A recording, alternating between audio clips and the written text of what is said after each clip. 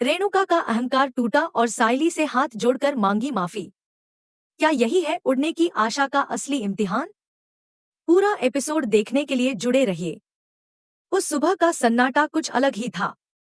घर की दीवारें जैसे पहले से जानती थी कि आज कोई बड़ा तूफान आने वाला है।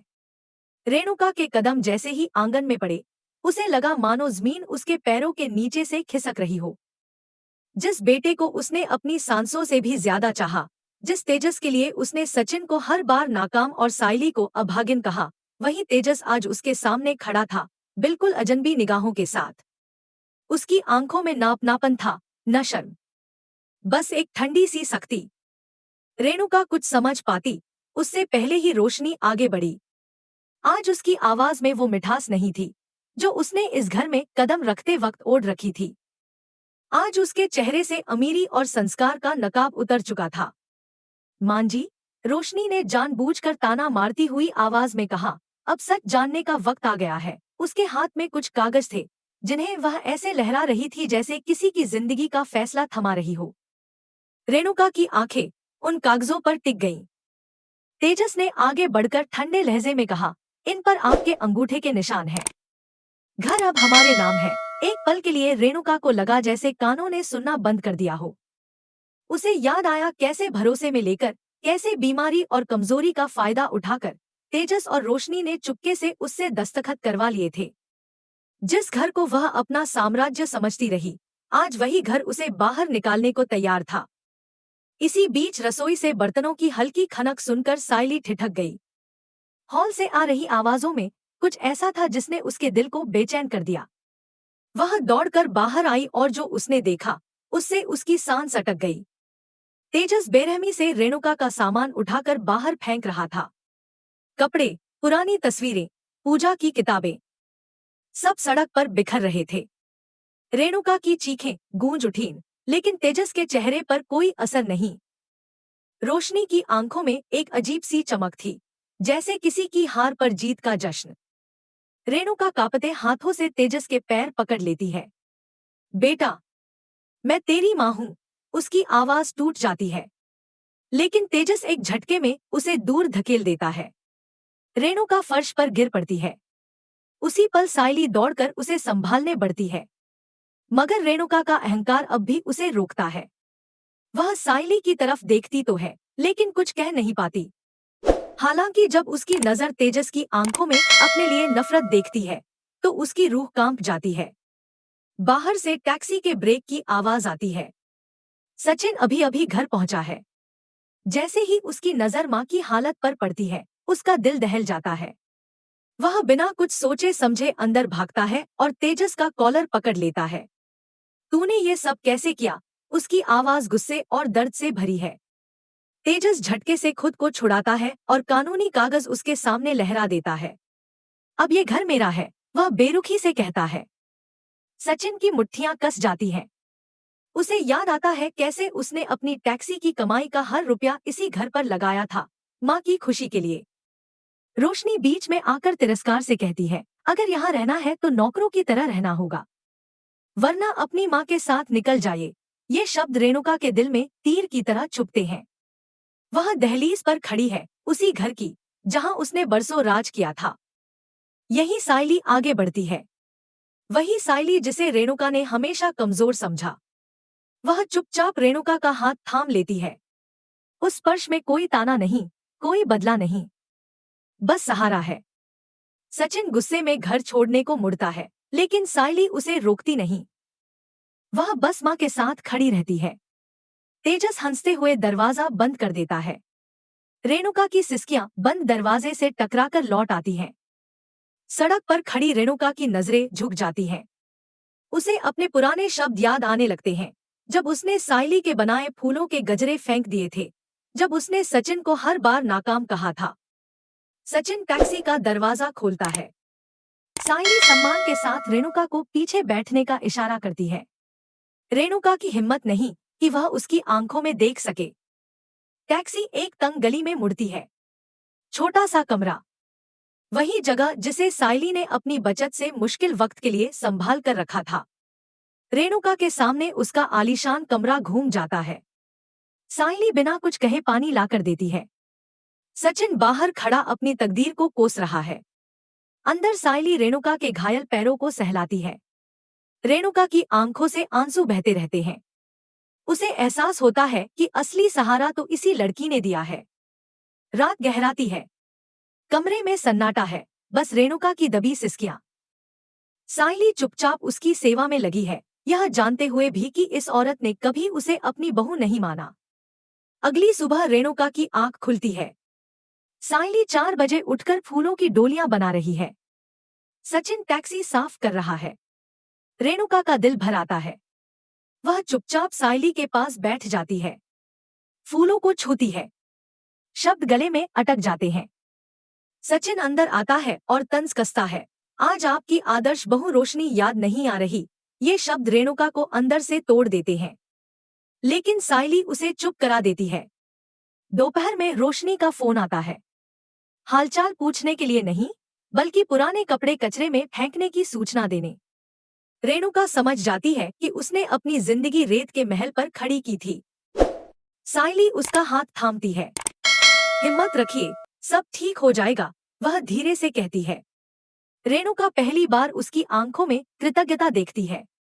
सचिन दूर से यह सब देखता है, उसकी आंखें भी नम हो जाती हैं। कुछ देर बाद साइली बाजार जाने के लिए तैयार होती है। रेणुका भी उसके पीछे चल पड़ती है। बाजार की भीड़, लोगों की आवाजें, मोलभाव, सब कुछ रेणुका को अंदर तक झकझोर देता है। वह देखती है कैसे साइली हर अपमान को मुस्कान में बदल लेती है। उसी पल रेणुका को समझ आता है, उड़ने की आशा सच में वही है, जहां इंसानियत और हौसला साथ चलते हैं। जैसे ही साइली सड़क किनारे अपनी छोटी सी दुकान लगाती है, फूलों की खुशबू के बीच अचानक एक महंगी गाड़ी आकर रुकती है। उस चमचमाती गाड़ी का शोर इस साधारण बाजार की धड़कन को जैसे थाम लेता है। रेणुका की नजर जैसे ही उस गाड़ी पर पड़ती है, उसका दिल एक पल के लिए ठहर सा जाता है। गाड़ी का शीशा धीरे से नीचे होता है और सामने तेजस बैठा नजर आता है, उसके बगल में रोशनी पूरे ठाट बाट के साथ। तेजस की आंखों में मां को देखने की कोई नरमी नहीं, बल्कि एक अजीब सी हंसी तैर जाती है। वाह मां, किस्मत भी क्या खेल खेलती है, तेजस व्यंग्य से कहता है। जिसे जहां होना चाहिए वही जगह मिलती है। उसकी नजर चारों तरफ फैली धूल और भीड़ पर जाती है, जैसे जानबूझकर रेणुका को नीचा दिखाना चाहता हो। रोशनी भी पीछे नहीं रहती। वह हल्की सी हंसी के साथ ताना मारती है। कल तक रानी बनी घूम रही थी, आज साइली के साथ फूल बेच रही है। रेणुका की आंखों में गुस्सा उमड़ पड़ता है। कभी जिन शब्दों से वह दूसरों को तोड़ती थी, आज वही शब्द उसे छलनी कर रहे हैं। लेकिन अब उसके पास खोने को कुछ नहीं बचा। तेजस जेब से 500 का नोट निकालता है और लापरवाही से साइली की तरफ उछाल देता है। मेरी गाड़ी के लिए एक बढ़िया सा हार दे दो, शायद तुम्हारी आज की कमाई बन जाए। नोट सड़क पर गिरता है, लेकिन साइली उसे उठाती नहीं। वह सीधी नजरों से तेजस को देखती है। उसकी आवाज शांत है, लेकिन उसमें एक अडिग मजबूती है। मेहनत की कमाई और भीख में फर्क होता है, वह साफ शब्दों में कहती है। हम जो कमाते हैं, सिर उठाकर कमाते हैं। रेणुका को अपनी आंखों पर यकीन नहीं होता। साइली का यह निडर रूप उसने पहले कभी नहीं देखा था। साइली सिर्फ अपने लिए नहीं, बल्कि रेणुका के आत्मसम्मान के लिए खड़ी है। वह तेजस की ओर एक कदम बढ़ाती है। जिस माँ ने तुम्हें पाल पोस कर इस लायक बनाया कि आज तुम इस गाड़ी में बैठ सको, उसी माँ का अपमान करते हुए तुम्हें शर्म नहीं आती? ऐसे इंसान की औकात फूलों से भी कम होती है। तेजस का चेहरा तमतमा उठता है। वह गुस्से में दरवाजा खोलकर बाहर उतरने ही वाला होता है कि तभी वहां सचिन की टैक्सी आकर रुकती है। सचिन ने दूर से पूरा मंजर देख लिया था। वह तेजी से बाहर निकलता है और तेजस के सामने आ खड़ा होता है। बाजार में लोग रुकने लगते हैं, फुसफुसाहटें शुरू हो जाती हैं। सचिन की आवाज में चेतावनी साफ झलकती है। आज के बाद अगर तुमने मेरी माँ या मेरी पत्नी के लिए एक भी गलत शब्द बोला, तो मैं यह भूल जाऊंगा कि तुम मेरे भाई हो। उसके शब्दों में गुस्सा कम और सालों का दर्द ज्यादा है। तेजस और रोशनी को एहसास हो जाता है कि यहाँ और रुकना उनकी और बेइज्जती करवा सकता है। रोशनी झुंझलाकर शीशा चढ़ा लेती है और तेजस गाड़ी आगे बढ़ा देता है। गाड़ी की आवाज दूर होती जाती है लेकिन सड़क पर खड़ी रेणुका जैसे वहीं जम गई हो। उसका पूरा शरीर कांप रहा है। घर लौटते वक्त रेणुका एक शब्द नहीं बोलती। सायली भी चुप है। कमरे में पहुंचकर सायली सादे से खाने की थाली लगाती है, दाल और चावल। रेणुका उस थाली को देखती है और उसकी आंखों के सामने पुराने दृश्य घूम जाते हैं, जब उसने ऐसे ही खाने को तिरस्कार से ठुकरा दिया था। अचानक वह सायली का हाथ पकड़ लेती है। उसके हाथों पर पड़े छाले उसकी आंखों को चुभ जाते हैं। वह उन हाथों को सहलाने लगती है। कोने में बैठा सचिन हिसाब कर रहा होता है। जब वह माँ की आंखों में सच्चे आंसू देखता है तो उसका दिल भी पिघलने लगता है। रेणुका की आवाज भर्रा जाती है।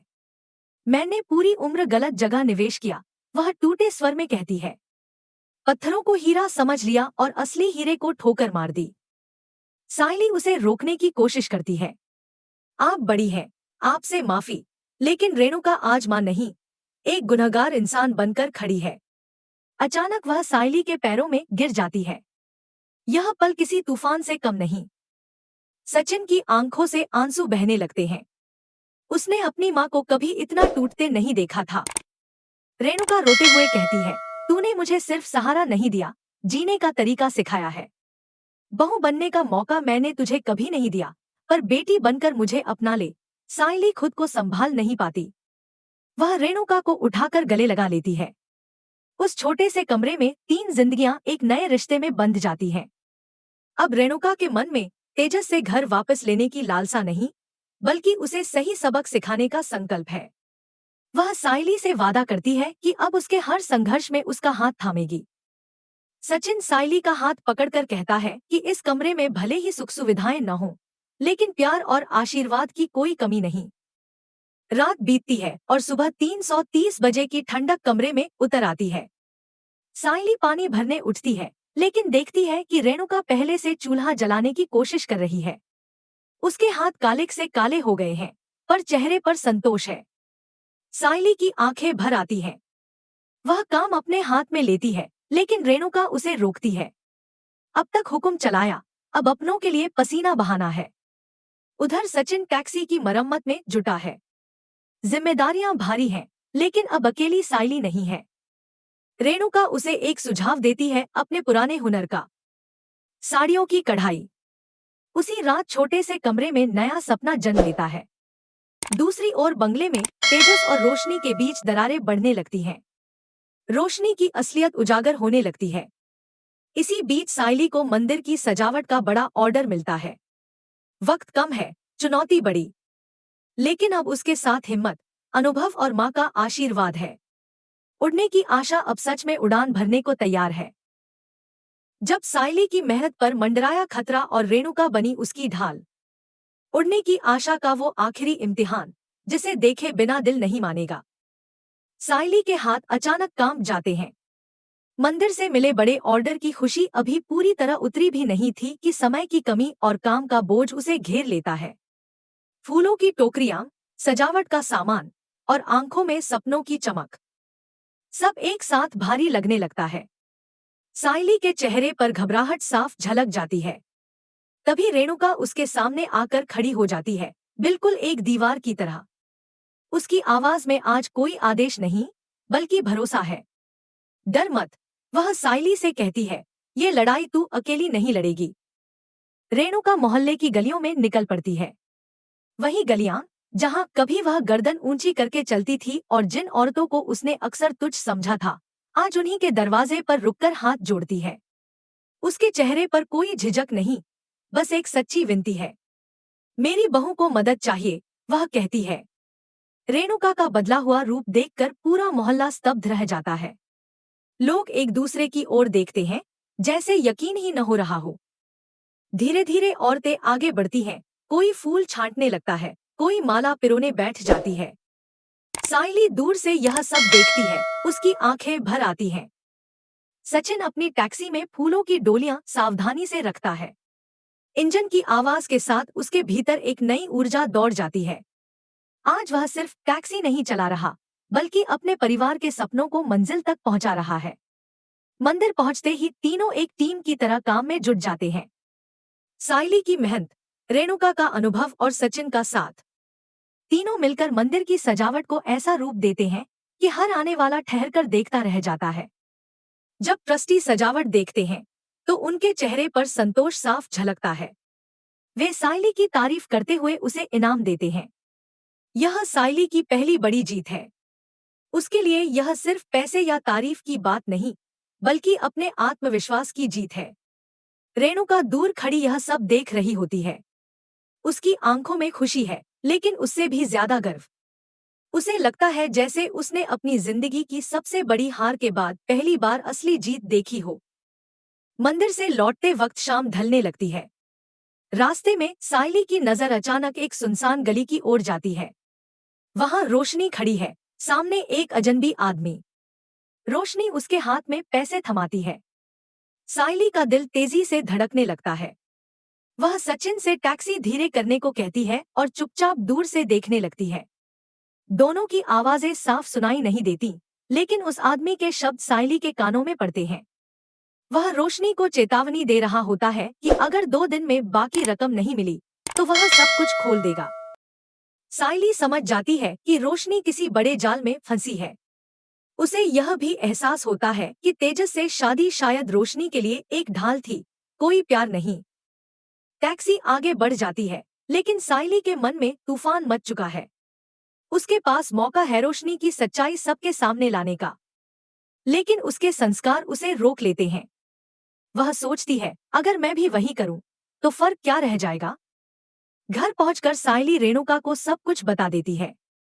रेणुका का पहला भाव गुस्से का होता है। अब उसकी बारी है। वह कहती है, जो अपमान उसने हमें दिया वही उसे भी मिलना चाहिए। लेकिन साइली शांत स्वर में उसे समझाती है, माँ, सच को वक्त चाहिए। हम बदला लेकर नहीं, सही रहकर जीतेंगे। सचिन भी साइली की बात का समर्थन करता है। कमरे में एक अजीब सी शांति छा जाती है, जैसे किसी बड़े फैसले की मुहर लग गई हो। उधर रोशनी के दिल में डर बैठ चुका है। उसे लगने लगता है कि साइली सब जान चुकी है। उसका डर धीरे धीरे नफरत में बदलने लगता है। वह तय कर लेती है कि अगर साइली का काम ही खत्म हो जाए तो साइली खुद टूट जाएगी। उसी रात अंधेरे में रोशनी एक खतरनाक योजना बनाती है। साइली के छोटे से गोदाम में, जहां मंदिर के अगले बड़े ऑर्डर का सारा सामान रखा है, वहां आग लगाने का इरादा। रात का सन्नाटा गहरा होता जा रहा है। गली में दूर दूर तक कोई नहीं। रोशनी हाथ में मशाल लिए गोदाम की ओर बढ़ती है। उसके चेहरे पर बेचैनी और हार का डर साफ झलक रहा है। उसे लगता है कि अगर यह जगह राख हो गई तो साइली फिर से सड़क पर आ जाएगी और रेणुका फिर झुक जाएगी। वह पिछले दरवाजे से अंदर घुसती है और तेल छिड़कने लगती है। तभी अचानक उसे अपनी पीठ पर ठंडी सी छुअन महसूस होती है। वह पलटती है। सामने रेणुका खड़ी है। उसकी आंखों में आज ममता नहीं, बल्कि एक अडिग दृढ़ता है। रेणुका रोशनी का हाथ कसकर पकड़ लेती है। तेल की बोतल फिसलकर नीचे गिर जाती है। उस सुनसान गोदाम में रेणुका की आवाज गूंजती है, मैंने जिंदगी भर एक झूठे घर को बचाने की कोशिश की। वह कहती है, आज मैं अपनी बहू की मेहनत और उसके सपनों की रक्षा के लिए खड़ी हूँ। रोशनी घबरा जाती है। वह हाथ छुड़ाकर भागने की कोशिश करती है। तभी बाहर से सचिन और साइली भी अंदर आ जाते हैं। उनके साथ वही आदमी भी होता है जिसे साइली ने गली में देखा था। वह खुद आगे बढ़कर सबके सामने सच बताता है। उसका नाम समीर है और वह रोशनी का असली पति। वह बताता है कि कैसे रोशनी ने झूठी पहचान बनाकर कई लोगों को ठगा और तेजस भी उसी जाल में फंस गया। गोदाम के बाहर खड़ा तेजस यह सब सुन रहा होता है। उसके पैरों तले जमीन खिसक जाती है। जिस औरत के लिए उसने अपनी मां को घर से निकाला, वही एक धोखेबाज निकली। उसकी आंखों में पछतावे की परछाई उतर आती है। वह टूट जाता है। आगे बढ़कर रेणुका के पैरों में गिर जाता है और फक फक कर रोते हुए माफी मांगता है। माँ, मुझे माफ कर दो। उसकी आवाज में बच्चे जैसी बेपसी है। लेकिन रेणुका आज एक मिसाल बनकर खड़ी होती है। वह तेजस का हाथ थामकर उसे उठाती नहीं, बल्कि दूर कर देती है। जिस घर में मर्यादा और सम्मान नहीं, वो मेरे लिए सिर्फ दीवारें हैं। वह शांत लेकिन दृढ़ स्वर में कहती है, मैं वहीं रहूंगी जहां मुझे माँ कहा गया, जहां मुझे इज्जत मिली। तेजस अवाक रह जाता है। रोशनी को पुलिस के हवाले कर दिया जाता है। तेजस अकेला खड़ा रह जाता है, बिना परिवार, बिना प्यार। वक्त गुजरता है। कुछ महीने बाद तस्वीर पूरी तरह बदल चुकी है। साइली का काम अब एक पहचान बन चुका है। उसका छोटा सा बिजनेस एक बड़े ब्रांड में बदल गया है। रेणुका, साइली उड़ने की आशा। अब वे उस तंग कमरे से निकलकर एक नए घर में कदम रखते हैं। सचिन घर की चाबियां साइली को नहीं, बल्कि अपनी मां रेणुका को देता है। रेणुका की आंखों में खुशी के आंसू हैं, लेकिन ये आंसू गर्व के हैं। वह साइली को गले लगाकर कहती है, औरत की असली उड़ान उसके गहनों या घर से नहीं, उसके चरित्र और अपनों के लिए किए गए त्याग से होती है। सचिन और साइली एक दूसरे को देखते हैं। उनके बीच अब शब्दों की जरूरत नहीं। रेणुका अब घर की वो बुजुर्ग बन गई है, जो डांटती नहीं, बल्कि हौसला देती है। दूर से तेजस यह सब देखता है। उसे समझ आ जाता है कि असली अमीरी दिल की होती है। कहानी अपने सुखद अंत की ओर बढ़ती है। एक भव्य पूजा होती है, जहां रेणुका खुद साइली की आरती उतारती है और उसे घर की लक्ष्मी घोषित करती है। साइली की आंखों में चमक है, पंखों में उड़ान। सचिन अपनी टैक्सी पर गर्व से साइली का नाम लिखवाता है। यह कहानी यहीं खत्म नहीं होती, बल्कि एक नए सफर की शुरुआत करती है। क्योंकि जहां इरादे नेक हों, वहां उड़ने की आशा कभी खत्म नहीं होती। अगर आपको उड़ने की आशा की यह भावनात्मक और प्रेरणादायक कहानी पसंद आई हो, अगर साइली की मेहनत, रेणुका का बदला हुआ रूप और सचिन का साथ आपके दिल को छू गया हो, तो इस वीडियो को लाइक जरूर करें। आपको इस एपिसोड का कौन सा पल सबसे ज्यादा भावुक लगा? साइली की चुपचाप ताकत या रेणुका का अहंकार से ममता तक का सफर? कमेंट में अपनी राय जरूर लिखिए।